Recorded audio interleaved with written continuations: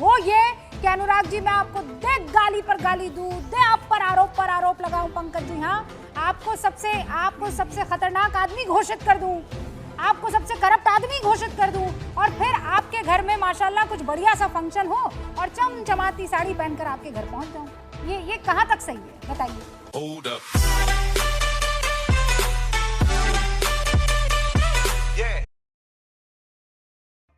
आस्था जी, narrative building सबसे महत्वपूर्ण चीज है।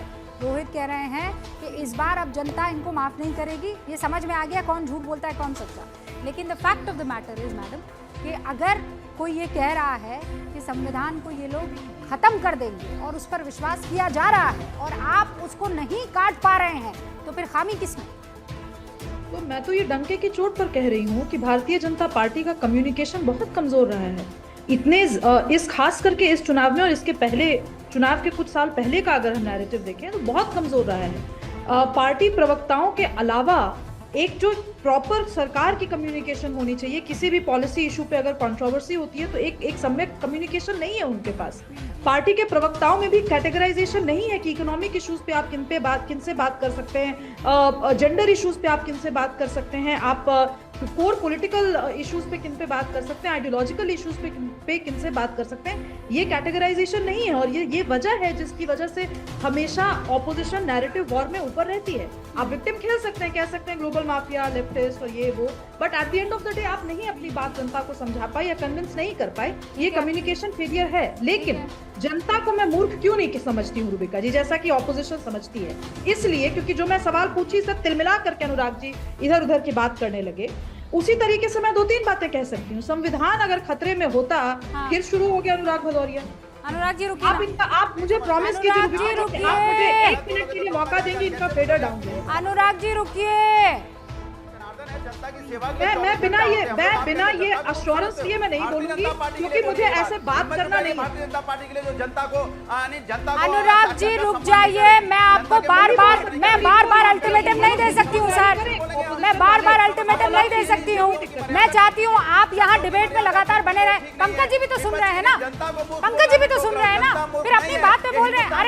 अरे जनता मूर्ख नहीं है, ये मैं आपको भी बता देना चाहती हूँ। मूर्ख बनाने की बात करें कि जनता मूर्ख नहीं है, वो सुनना चाहती है। आप अपनी बात लॉजिकल वे में रखिए और उसको काउंटर करने का मौका दीजिए। प्लीज शुभराज ऑन स्क्रीन पे मैं टाइम वेस्ट नहीं करूंगी, प्लीज मैं आपको मौका दूंगी, लेकिन अभी बोलने का मौका नहीं। शुभराज कुछ भी कहिए। ओके शुभराज जी, जनता मूर्ख नहीं है, क्योंकि इसी संविधान, जिस संविधान की आप दुहाई देते थे, उसी संविधान ने भारतीय जनता पार्टी को आप ही की भाषा में कहूं तो 240 में समेटा। लेकिन फिर भी चूंकि देश में संविधान है, आपकी सरकार नहीं बनी है, तो ये जो बॉडी लैंग्वेज आप सड़कों पर और संसद में जो गुंडई वाला कर रहे हैं कि सरकार हमने बना ली, सरकार आपने नहीं बनाई है।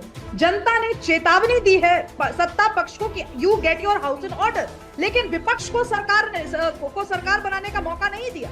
ये छोटी सी बात स्थूल बुद्धि वालों के मन में क्यों नहीं घुस रही? और जहां तक बात आती है व्यावहारिकता की रूबिका जी, तो मैं एक वाक्य जरूर जोड़ूंगी आज। जननायक कर्पूरी ठाकुर जी एक बार सीएम पद पे होते हुए किसी गांव में गए जहां शादी थी, और शादी में नाई की रस्म हो नहीं पा रही थी, जिस वजह से बहुत देर तक इश्यूज चल रहे थे। उसी शादी में व्यावहारिक तौर पर जननायक कर्पूरी ठाकुर बतौर सीएम नहीं, बतौर सामाजिक व्यक्ति गए हुए थे। उन्होंने कहा कि आप रोकिए, क्या प्रॉब्लम है, उनको बताया गया कि ये इशू है, उन्होंने मंगवाया उस्तरा, वहां पे जो काम करना था वो किया और शादी आगे बढ़ी। व्यावहारिकता इसको कहते हैं। व्यावहारिकता इसको नहीं कहते कि आप जिस कॉर्पोरेट को पानी पी पी कर कोस रहे हैं, उन्हीं के यहाँ जाकर के आप लेट गए, इसको लेटना ही कहेंगे।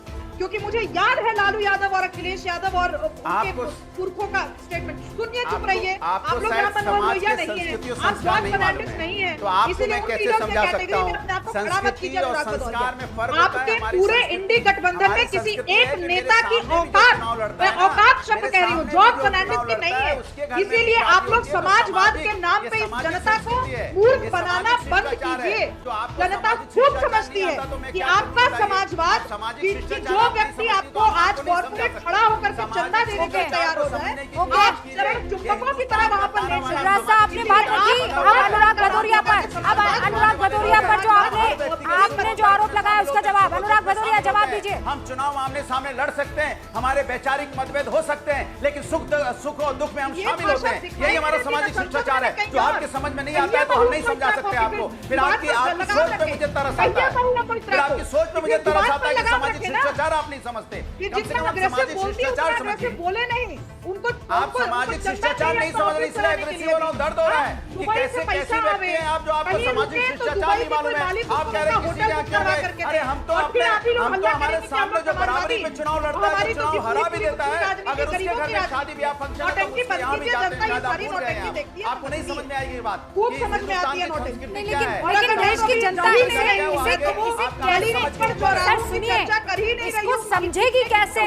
आप ये कह रहे हैं कि हम जी भर कर पानी पी कर पंकज जी गाली तो दे सकते हैं, लेकिन उसके बाद हम उनसे देखिए, सुनिए, बार बार ये कहा जाता है कि मतभेद हो सकते हैं, मनभेद नहीं होना चाहिए। यहाँ तक तो मुझे भी समझ में आता है, लेकिन हो ये कि अनुराग जी मैं आपको दे गाली पर गाली दूं, दे आप पर आरोप लगाऊं, पंकज जी हाँ आपको सबसे खतरनाक आदमी घोषित कर दूं, आपको सबसे करप्ट आदमी घोषित कर दूं, और फिर आपके घर में माशाल्लाह कुछ बढ़िया सा फंक्शन हो और चमचमाती साड़ी पहनकर आपके घर पहुंच जाऊं, ये कहां तक सही है बताइए?